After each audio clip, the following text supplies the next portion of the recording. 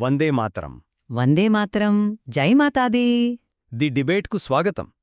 మన ఇళ్లలో ఉండే వంటిల్లు అది కేవలం వంట చేసుకునే చోటు మాత్రమేనా, లేకపోతే కుటుంబం, సమాజం ఇంకా పర్యావరణం మీద కూడా ప్రభావం చూపే ఒక శక్తి కేంద్రంగా దాన్ని మనం మార్చగలమా? ఈరోజు మన చర్చ ఇదే. నా వాదనేంటంటే, పంచపరివర్తన అనే ఒక ఆలోచన ద్వారా వంటింటిని మార్పుకు మూలంగా మార్చవచ్చు. నేను దీన్ని కొంచెం మరో కోణంలో చూస్తాను. అదేంటంటే, ఈ ఆలోచన వినడానికి చాలా బాగుంది, కానీ ఇది నిజంగా ఆచరణ సాధ్యమేనా? అంటే పర్యావరణ సంక్షోభం, వ్యర్థాల నిర్వహణ లాంటి ఇంత పెద్ద వ్యవస్థాగత సమస్యలకు కేవలం వంటింట్లో మనమేవో వ్యక్తిగత మార్పులు చేయడం ఒక పరిష్కారంగా చూపించి అసలు బాధ్యుల నుండి దృష్టి మళ్లించే ప్రయత్నంలా అనిపించట్లేదా? ఇది దృష్టి మళ్లించటం కాదండి, బాధ్యతను పంచుకోవడం. పంచపరివర్తన అంటే 5 మార్పుల కలయిక. మొదటిది తీసుకుంటే సామాజిక సమరసత. చాలా చిన్న విషయం. ఇంట్లో పనిచేసేవారికి వేరే గ్లాసులు, ప్లేట్లు కాకుండా మనం వాడేవే ఇవ్వడం. ఈ చిన్న మార్పు పిల్లలపై ఎంత సానుకూల ప్రభావం చూపుతుందో ఒక్కసారి ఆలోచించండి. ఇక రెండవది కుటుంబ ప్రబోధం.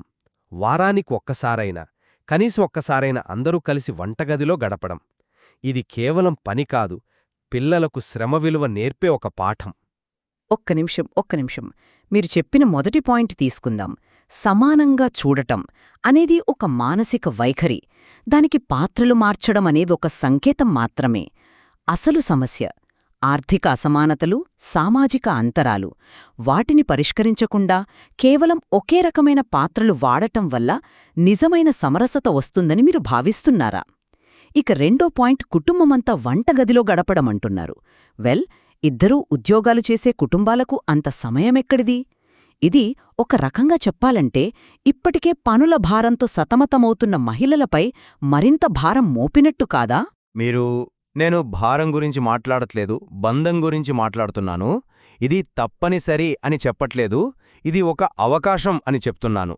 సరే, ఇక మూడో పరివర్తన చూడండి, పర్యావరణ స్పృహ. ఉదాహరణకు ఆరో ఫిల్టర్ నుండి వచ్చే వ్యర్థ జలముంది కదా, దాని టీడీఎస్ అంటే టోటల్ డిజాల్వ్డ్ సాలిడ్స్ స్థాయిలు మొక్కలకు, ఇల్లు శుభ్రం చేయడానికి కరెక్ట్గా సరిపోతాయి.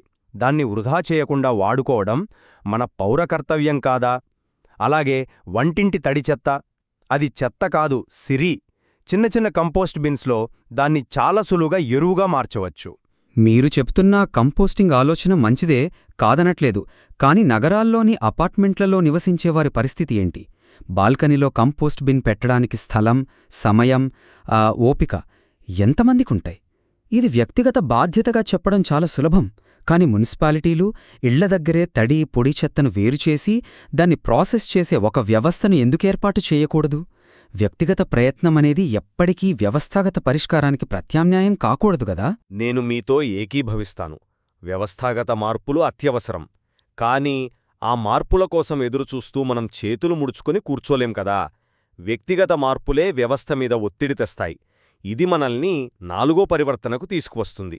అదే స్వదేశీ మరియు ఆరోగ్యం. ఉదాహరణకు వంట నూనెల్నే తీసుకుందాం.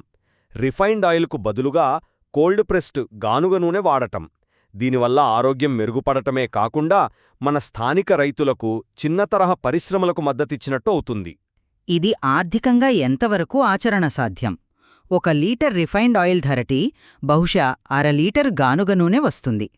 మధ్యతరగతి కుటుంబాలు ప్రతి నెల ఈ అదనపు భారాన్ని మోయగలవా? అలాగే మట్టిపాత్రల వాడకమంటున్నారు. వాటిని వాడటం, శుభ్రం చేయడం, జాగ్రత్తగా చూసుకోవడం చాలా కష్టం. అదే టెఫ్లాన్ కోటెడ్ నాన్ స్టిక్ ప్యాన్లు ఇచ్చే సౌలభ్యం, ఆ వేగం వేరు. ఆరోగ్యం ముఖ్యమే, నేను కాదనను. కాని రోజువారీ జీవితంలో సౌలభ్యాన్ని పూర్తిగా పక్కన పెట్టలేం కదా. అయితే సౌలభ్యం కోసం ఆరోగ్యాన్ని పణంగా పెడతామా? టెఫ్లాన్ కోటింగ్, అది అధిక ఉష్ణోగ్రతల వద్ద PFOA లాంటి హానికర రసాయనాలను విడుదల చేస్తుందని ఎన్నో అధ్యయనాలు చెబుతున్నాయి. అదే మనం ఇనుప పాత్రలు వాడితే శరీరానికి అవసరమైన ఐరన్ అందుతుంది.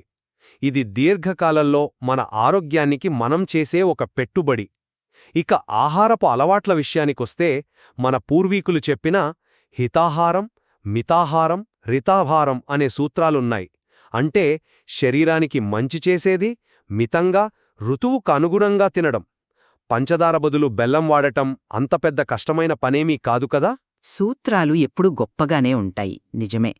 కాని మంచి మనసుతో వండాలి, ప్రేమతో వడ్డించాలి లాంటి మాటలు ఇప్పటికే ఎన్నో ఒత్తిళ్లతో వంట చేసేవారిపై, ముఖ్యంగా మహిళలపై అదనపు మానసిక భారాన్ని మోపుతాయి. ఆహారం ఎంపిక అనేది కేవలం ఆరోగ్య సూత్రాలపైనే ఆధారపడి ఉండదు. ఆ రోజుకి అందుబాటులో ఉన్న వనరులు, సమయం, ఆర్థిక స్తోమత వీటన్నిటిపై ఆధారపడి ఉంటుంది. ఈ వాస్తవాన్ని మనం విస్మరించలేం. నేను వాస్తవాలను విస్మరించమనడం లేదు, ఉన్నంతలో ఉత్తమమైన ఎంపిక చేసుకోమంటున్నాను అంతే. ఇదే మనల్ని 5వ అంటే చివరి పరివర్తనకు తీసుకువస్తుంది: దేశీ విత్తన సంరక్షణ.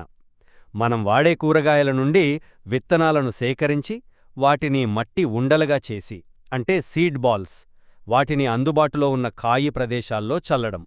ఇది పర్యావరణానికి మనం చెయ్యగల ఒక గొప్ప సేవ. వోకల్ ఫర్ లోకల్ అనే నినాదానికి అసలైన అర్థం మన ఒంటింటి నుంచే మొదలవ్వాలి. విత్తన సంరక్షణ అనేది ఒక శాస్త్రీయ ప్రక్రియ. దానికి చాలా నైపుణ్యం కావాలి. ఎవరో కొందరు ఔత్సాహికులు చేసే ఈ ప్రయత్నాలు మంచివే, కానీ ఇవి మన వ్యవసాయ వ్యవస్థ ఎదుర్కొంటున్న పెద్ద సవాళ్లకు సమాధానం కాదు. కార్పొరేట్ కంపెనీలు విత్తన మార్కెట్ను శాసిస్తున్నప్పుడు ప్రభుత్వాలు, వ్యవసాయ విశ్వవిద్యాలయాలు దేశీ విత్తనాలను పరిరక్షించడానికి ఒక పెద్ద ఉద్యమంలా పనిచేయాలి. వ్యక్తిగత హాబీలు వ్యవస్థాగత మార్పును తేలవు. ముగింపుగా నేను చెప్పేది ఒక్కటే: వంటిల్లు అనేది మన నియంత్రణలో ఉన్న ఒక చిన్న ప్రపంచం. అక్కడ మనం తీసుకునే ప్రతి చిన్న నిర్ణయం, వాడే పాత్రల నుండి పారేసే నీటి వరకు, మన ఆరోగ్యం, మన సమాజం, మన పర్యావరణంపై ఖచ్చితమైన ప్రభావాన్ని చూపుతుంది. ఈ పంచ పరివర్తన అనేది ఒక ప్రయాణం. అందరూ అన్ని మార్పులు ఒకేసారి చెయ్యలేకపోవచ్చు, కానీ ఎక్కడో ఒకచోట మొదలుపెడితే అది ఖచ్చితంగా ఒక ఆరోగ్యకరమైన సమాజానికి పునాది వేస్తుంది. వంటింటి పాత్రను పునరాలోచించాలనే మీ ఆలోచనను నేను గౌరవిస్తాను. కాని నా వాదన స్పష్టం: వ్యక్తిగత మార్పులకు ప్రాధాన్యత ఇస్తూ వ్యవస్థాగత బాధ్యతను మనం మరవకూడదు. గానుగ నూనెలు, ఆర్గానిక్ ఉత్పత్తులు అందరికీ అందుబాటు ధరలో ఉండేలా ప్రభుత్వాలు పాలసీలు తేవాలి. ప్రతి అపార్ట్మెంట్లో కమ్యూనిటీ కంపోస్టింగ్ యూనిట్లు ఏర్పాటు చేయాలి. వ్యక్తిగత స్పృహ, వ్యవస్థాగత మద్దతు అప్పుడే నిజమైన పరివర్తన సాధ్యమవుతుంది. ఈ చర్చ దాన్ని స్పష్టం చేసిందని నేను భావిస్తున్నాను. వందే మాతరం, జై మాతాదీ. వందే మాతరం, జై శ్రీరామ్.